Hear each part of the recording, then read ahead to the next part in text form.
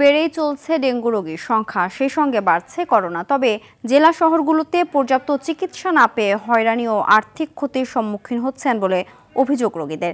তারা বলছেন, বিভিন্ন হাসপাতালে ছোটাছুটির পর রাজধানীর হাসপাতালগুলোতে ভর্তি হতে হচ্ছে।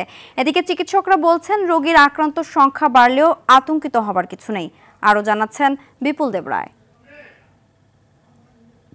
ওজন কমতেছে, বাচ্চারা চেহারা চুরুত কালো হয়ে অবস্থা খুবই খারাপ। মানে আমি আমার মেয়েকে যে আমি বাঁচাতে পারবো আমি বুঝতে পারিনি। মানে আমার কাছে মনে হচ্ছে যে আমি বাঁচাতেই পারবো না। কথাগুলো বলছিলেন নোয়াখালী থেকে আসা রোমানা আক্তার।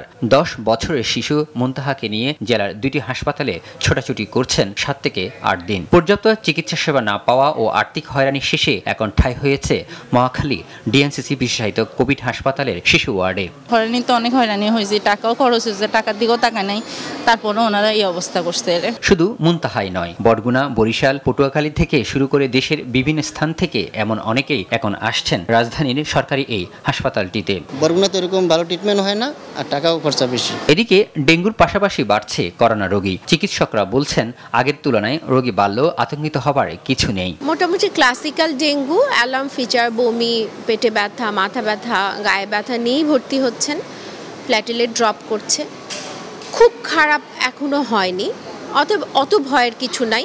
জলবায়ু পরিবর্তনের প্রভাবে রোগ কিছুটা বাড়লেও সচেতনতা ও সতর্কতার মধ্যে দিয়ে মশাবাহিত রোগ ও করোনা প্রতিরোধ করা সম্ভব বলে জানান চিকিৎসকরা। কোভিড ও ডেঙ্গু যেন সমানতালে চোখ রাঙাচ্ছে।